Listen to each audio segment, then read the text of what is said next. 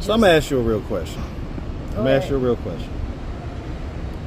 Do you ever stop to think like, well, she had the kids in this situation or whatever?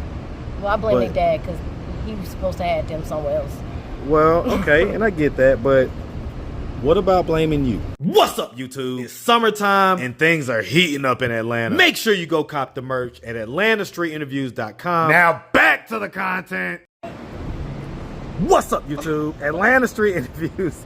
Out here with another one. I always get that same reaction. I tell you what. How you doing today, miss? I'm good. All right. So are you homeless? Technically no, but I kind of am. I'm misplaced. I don't have a stable place to go. But, you know, like without the right finances and the right support and being stable, I'm kind of in a situation to where I really don't want to be at nobody else's house. So I'm trying to see if I can get a shelter so I can help myself, get up on my feet. Stop kind of relying on folks and things like that. Yeah, because they go left. How long you been in a situation where you've been relying on people and things like that? It been since February. Say roughly, no, not even February. Let's see.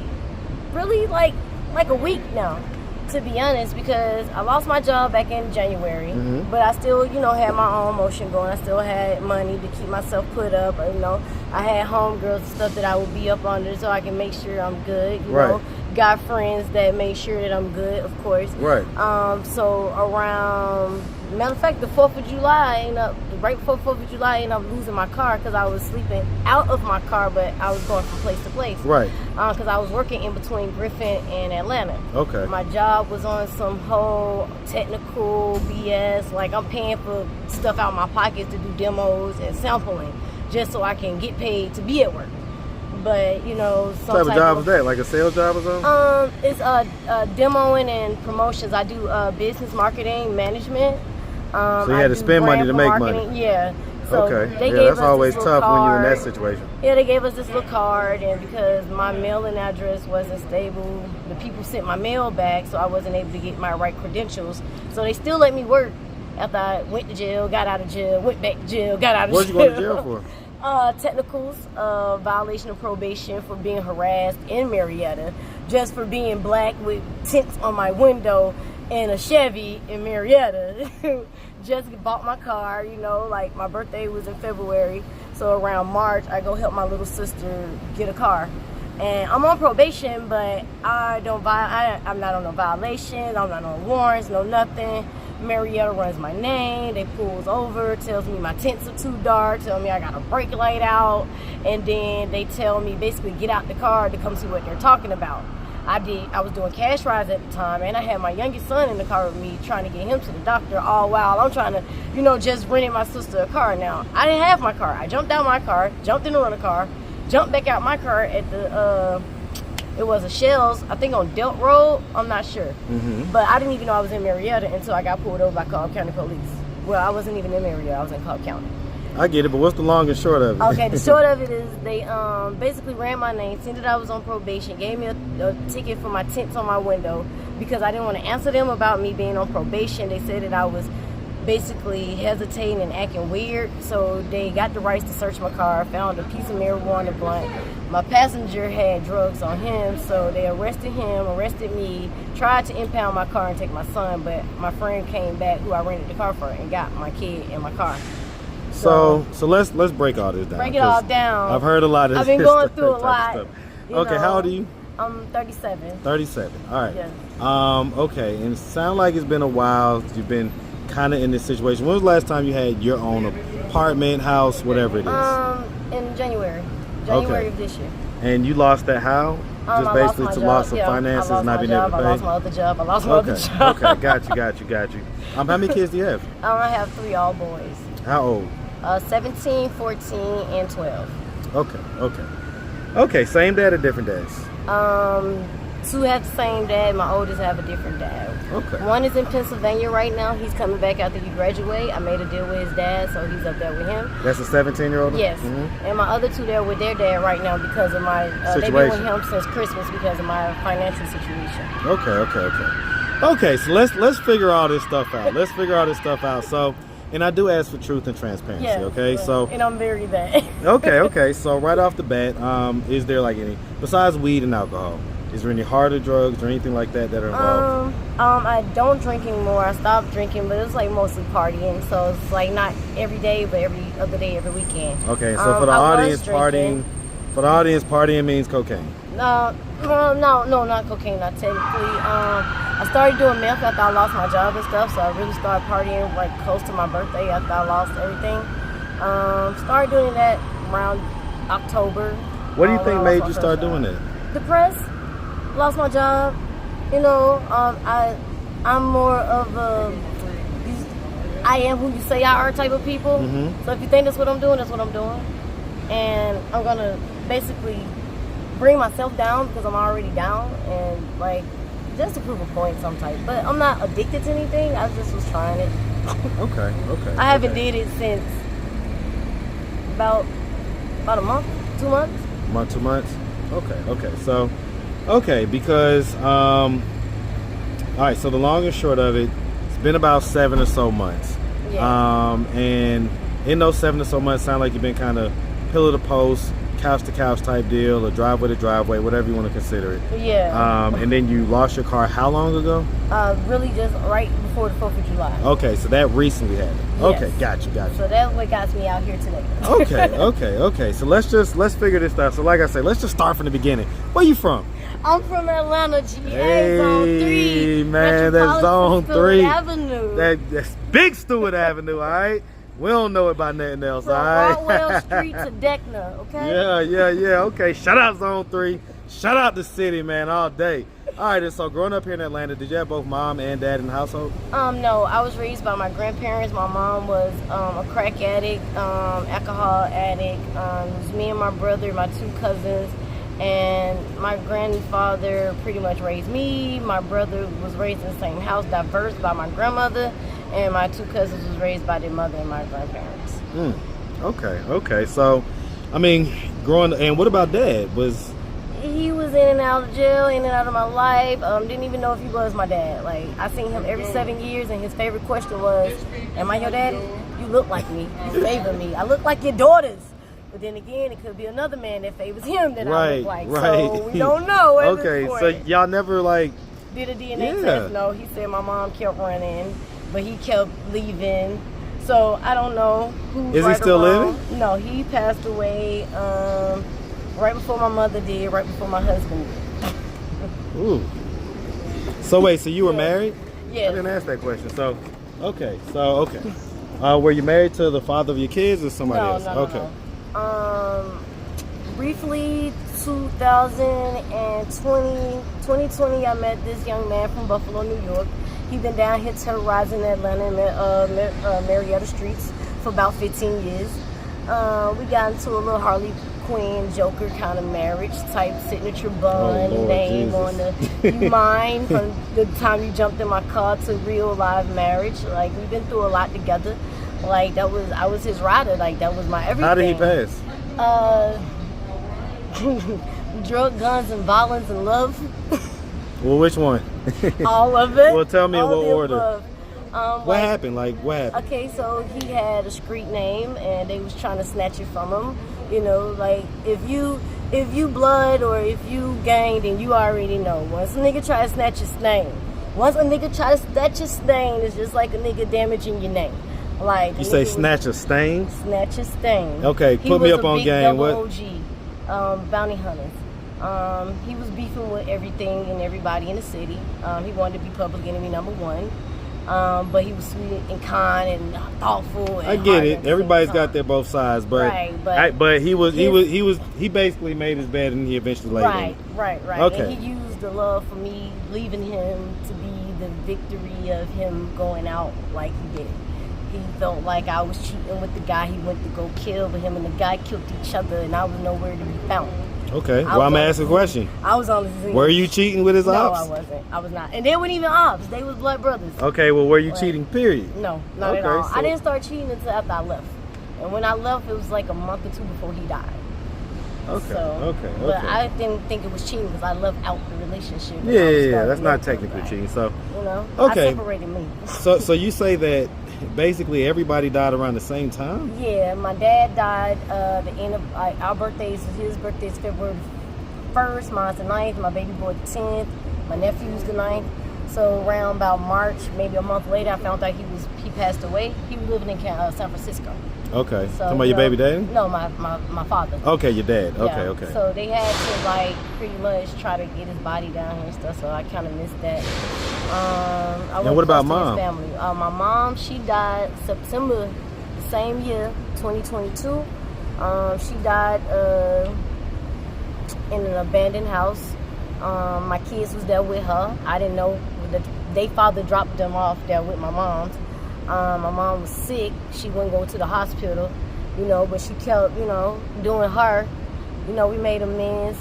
And the next day or so, I couldn't get in touch with her. My baby daddy calls me, told me I need to go get the kids. Come find out this is where you've been having my kids at.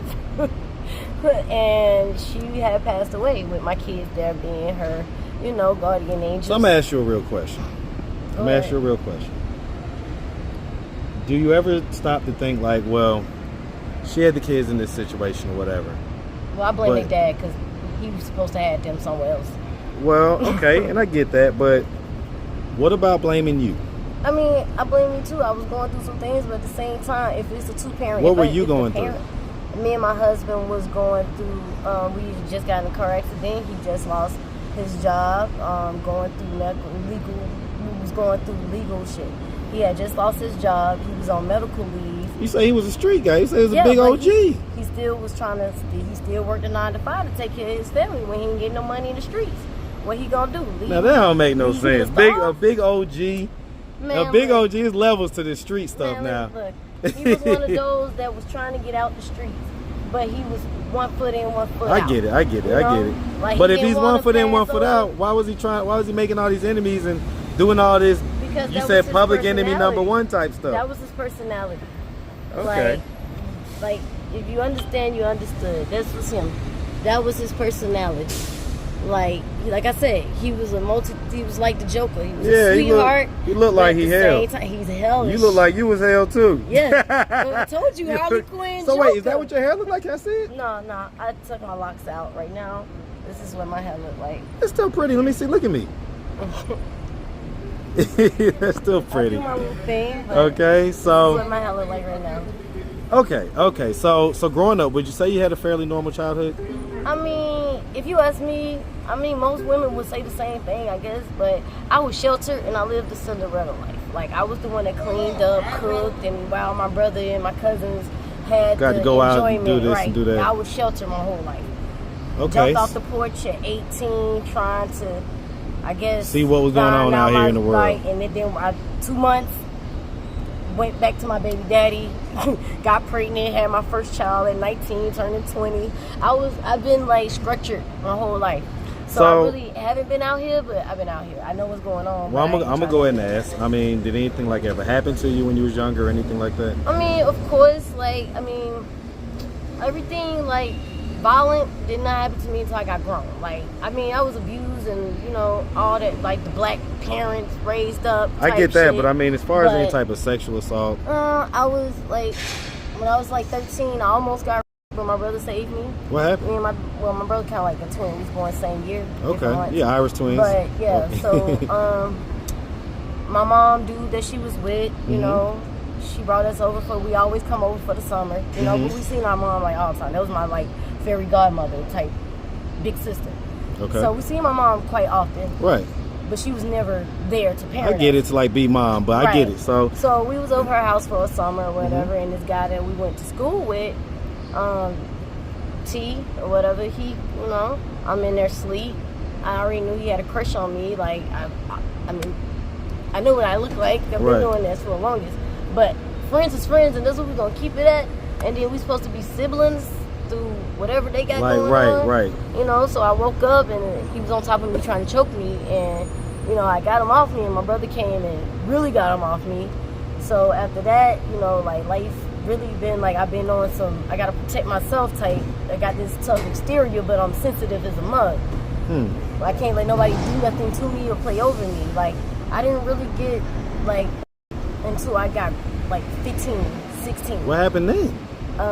This guy I was dating, his name was Demetrius. I don't remember his last name. He broke up with me for his baby moms. So I started back dating my oldest son now to be, Right. he wasn't his father then, but Right. you know, we got back together. He seen me walking down the street. My brother ran off and left me. He snatched my bag. I chased him because I Who know. snatched your bag? Demetrius, the guy. Okay. Demetrius.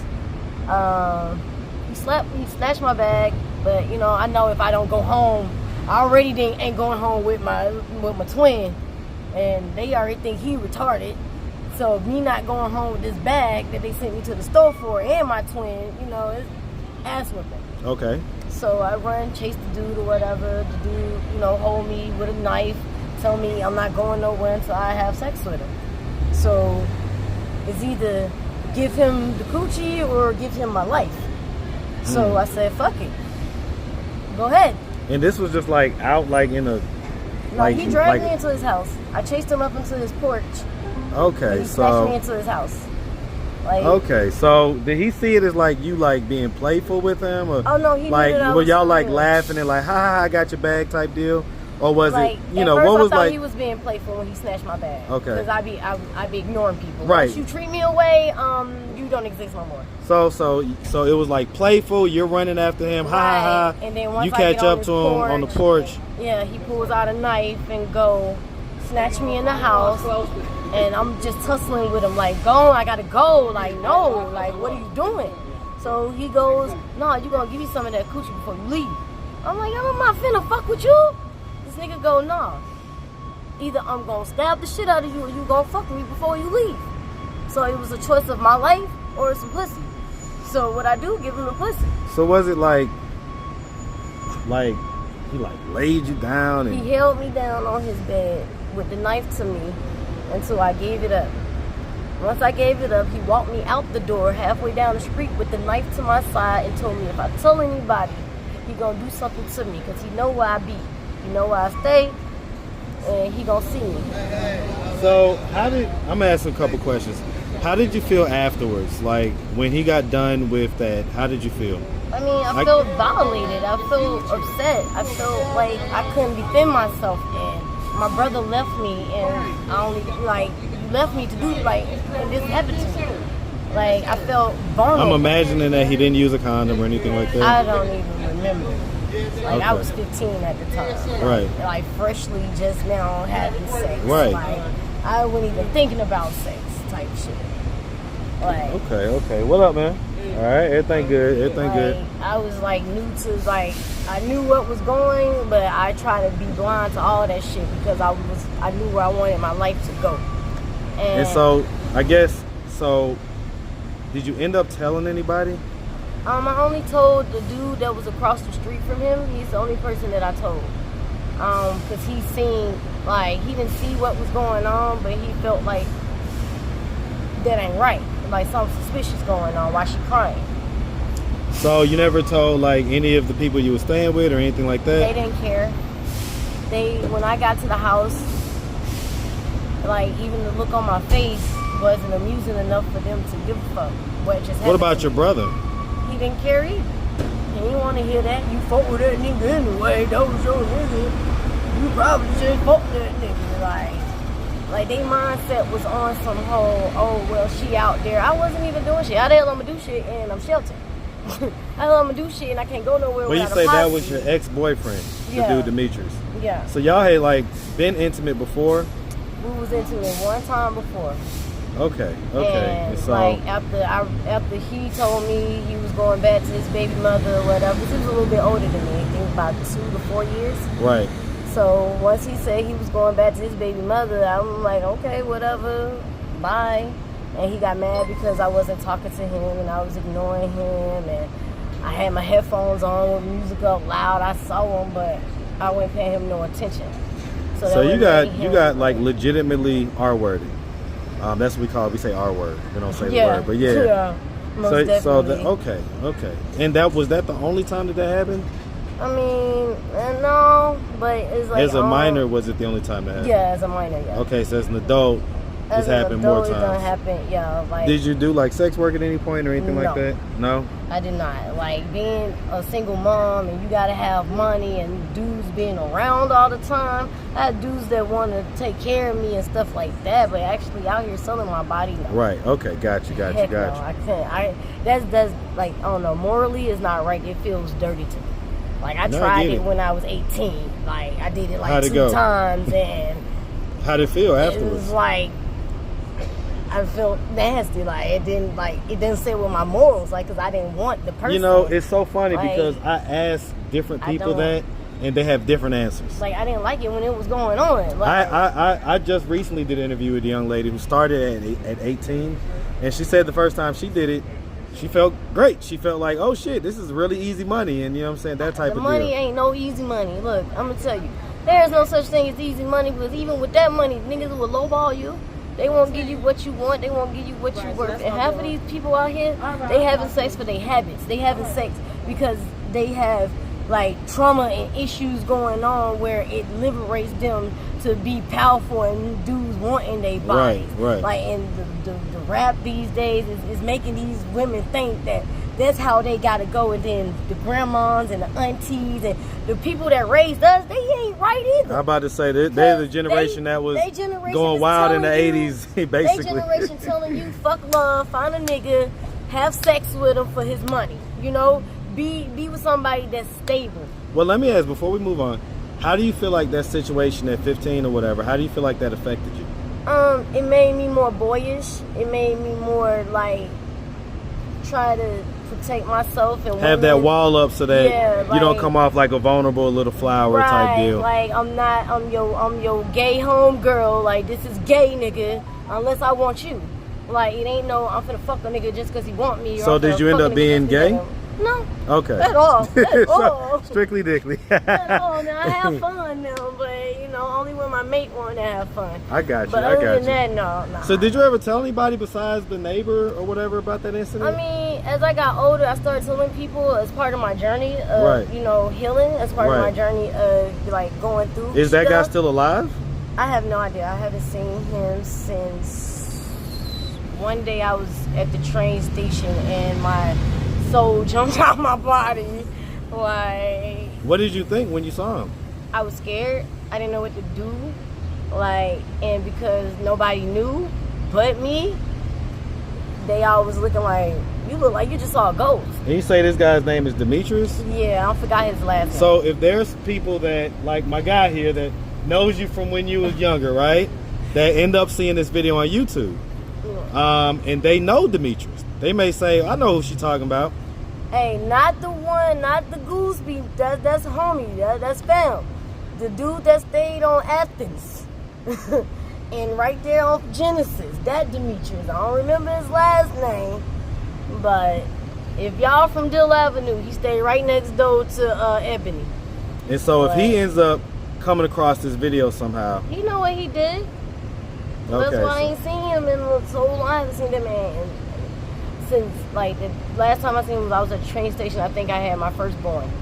Like, that's the last time I seen him. Would you want to say anything to him, or would you have any message for him? Man, whatever happens to him, and hope karma come and eat his ass up like a live goddamn fish.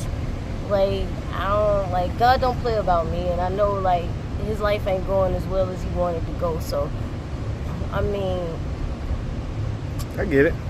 All right, well, listen, miss, we really appreciate you taking the time, answering all of our questions. If anybody out there wanted to reach out, help, or donate, do you have a way for them to do that? Do you have social media, Cash App, anything like that? I do. My social media is Kissy2Fly. That's Spell my it. Instagram, KISSY. The number 2, of course, Fly, FLY. Okay. TikTok is the same name. Okay. Facebook, Chrissy, KRISSY. Okay. Fly, FLY. All right. I don't have a Cash App or anything, but if you can reach me on those social media websites, I'll direct you to where you can send the money. Oh yeah, PayPal, Kissy Fly, Kissy2Fly as well. Okay, Kissy2Fly. All right. Well, listen, like I say, miss, we really appreciate it. Definitely wishing nothing but the best, all right? Most definitely. Make sure you have a good one, sweetie. All right, all right.